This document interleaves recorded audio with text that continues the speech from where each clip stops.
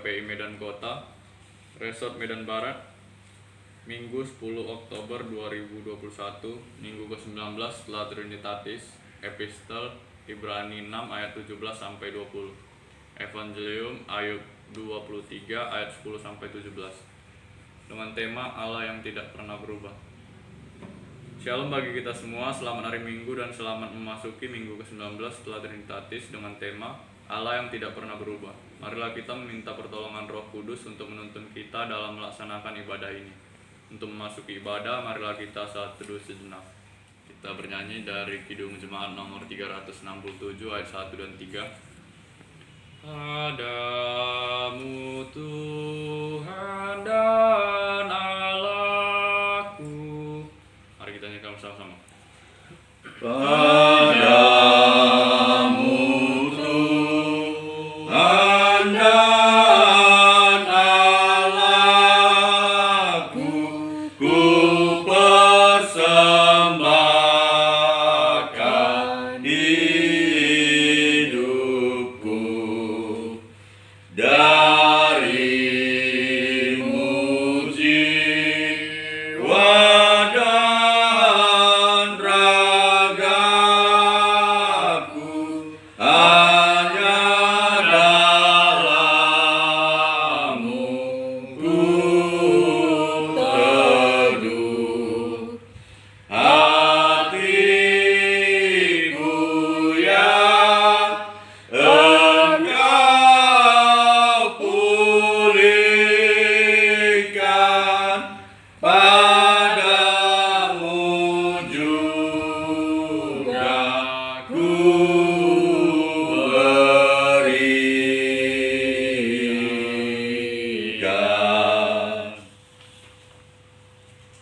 Di dalam nama Allah Bapa dan Anaknya Tuhan Yesus Kristus dan Roh Kudus, Khalik langit dan bumi.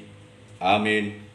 Sebab aku yakin bahwa penderitaan zaman sekarang ini tidak dapat dibandingkan dengan kemuliaan yang akan dinyatakan kepada kita. Haleluya. Haleluya. Haleluya. Haleluya.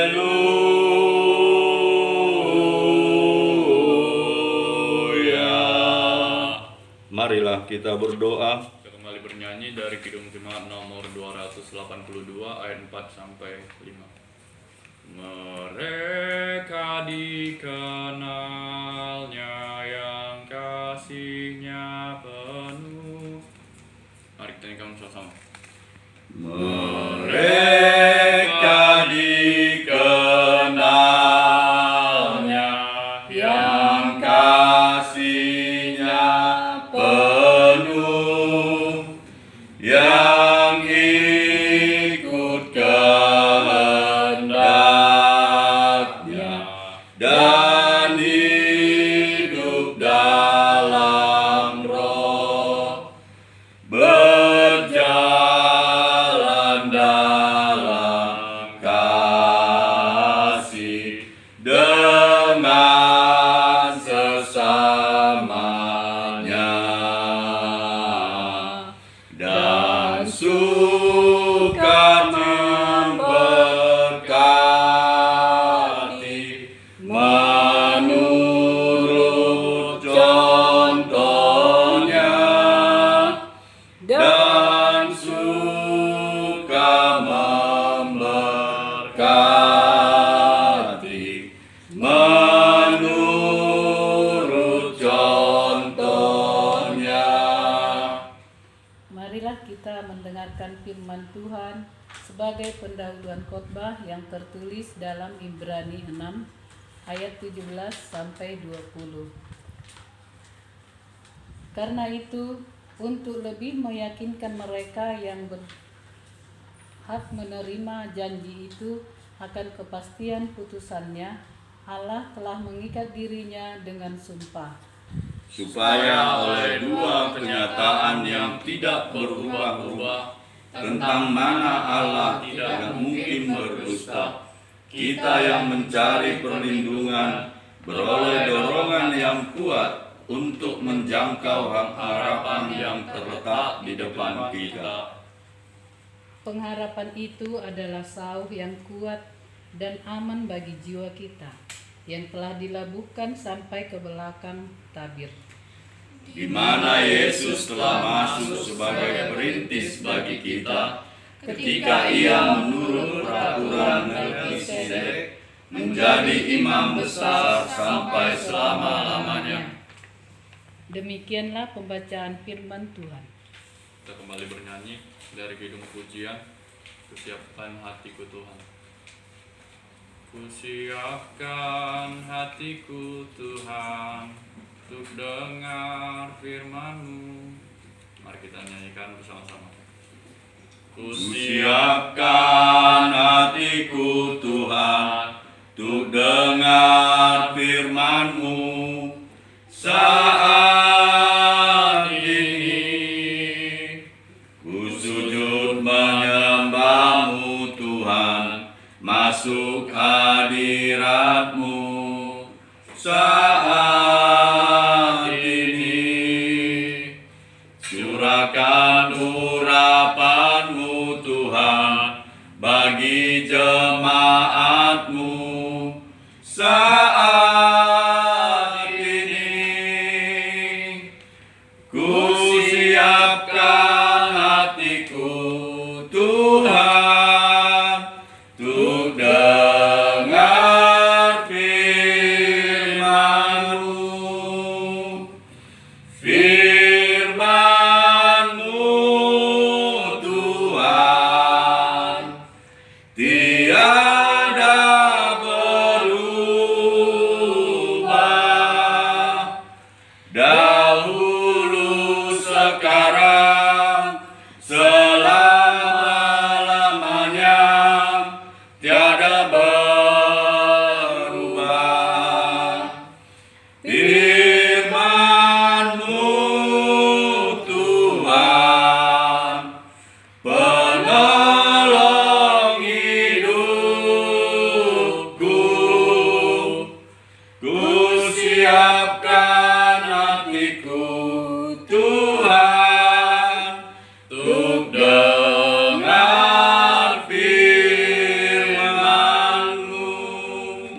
Firman Tuhan diambil dari Ayub 23 ayat 10 sampai 17.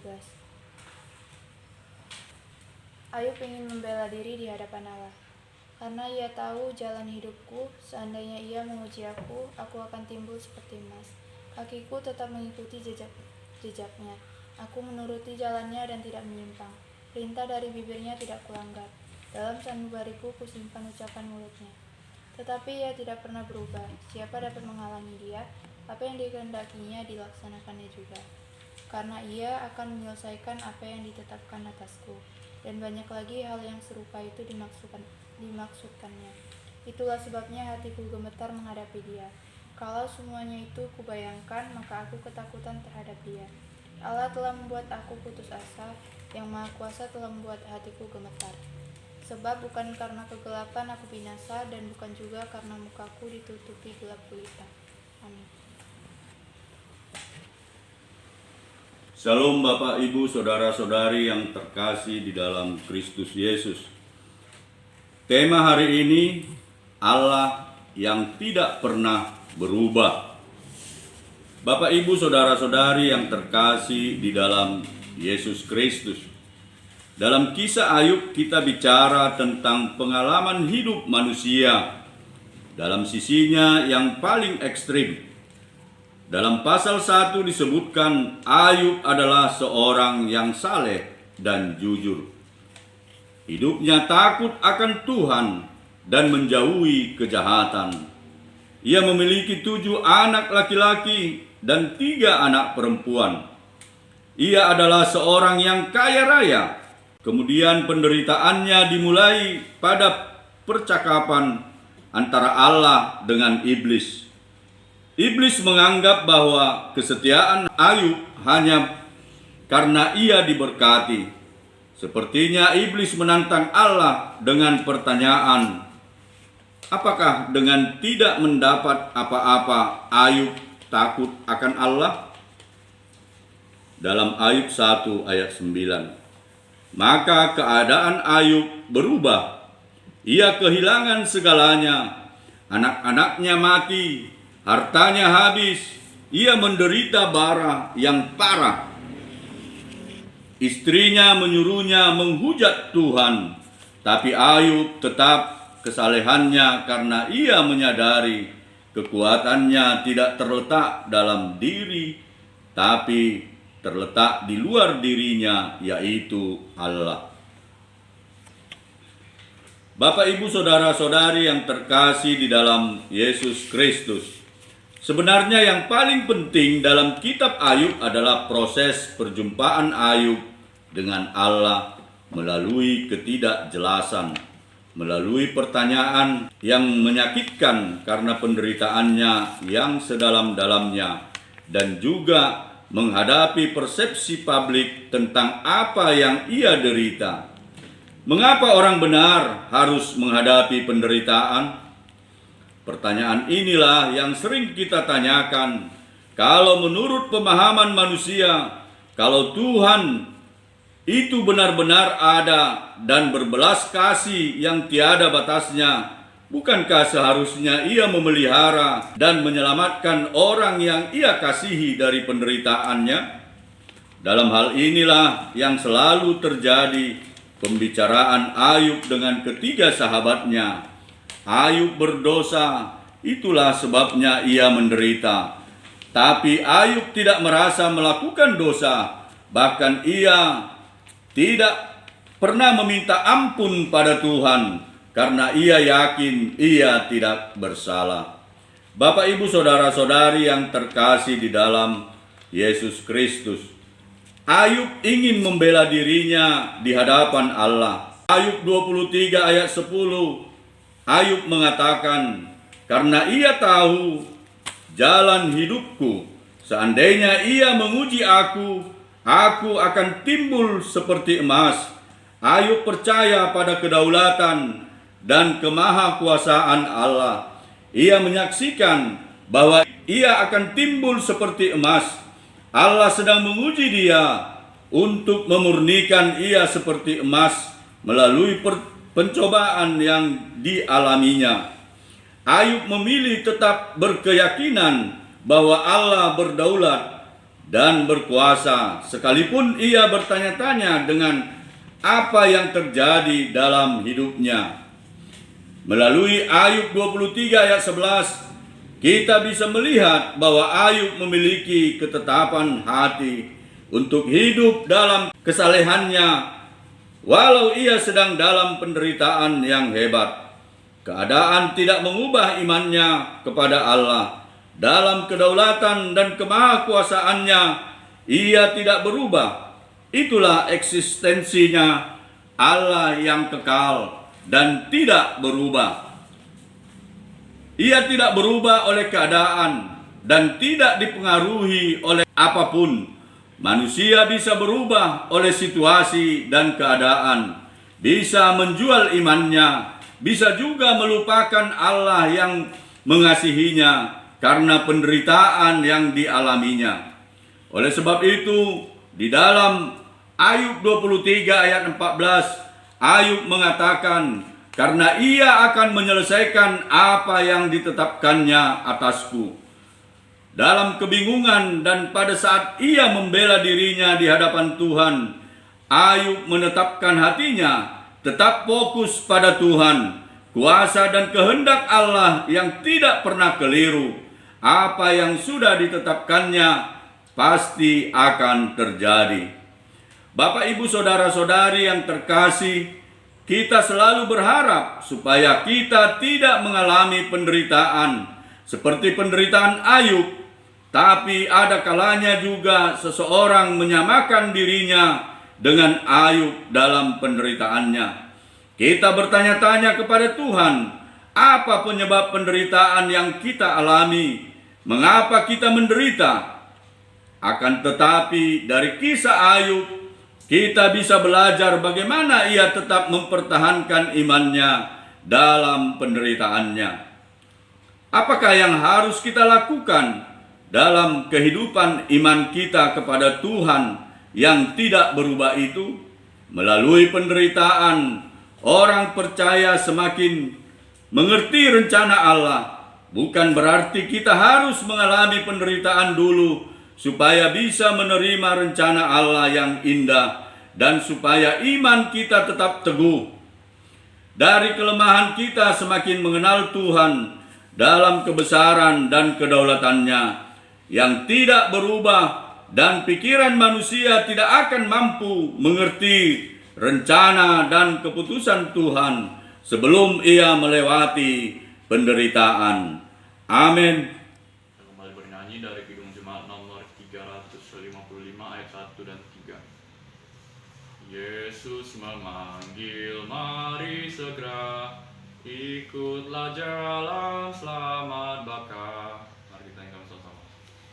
Yesus memanggil, mari segera, ikutlah jalan selamat baka.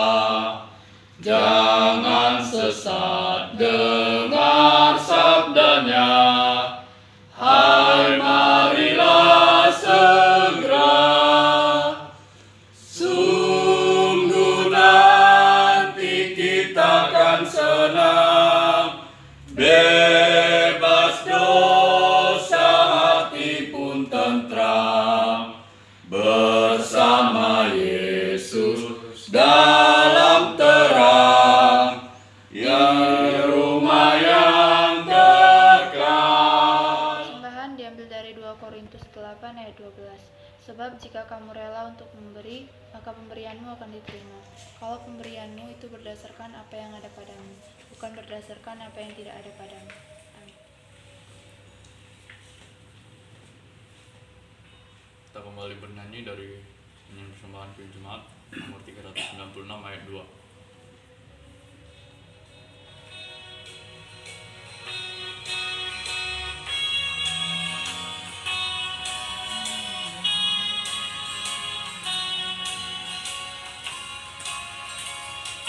Yesus segala-galanya, menuhanku abadi. Setiap datang padanya, berkatnya diberi.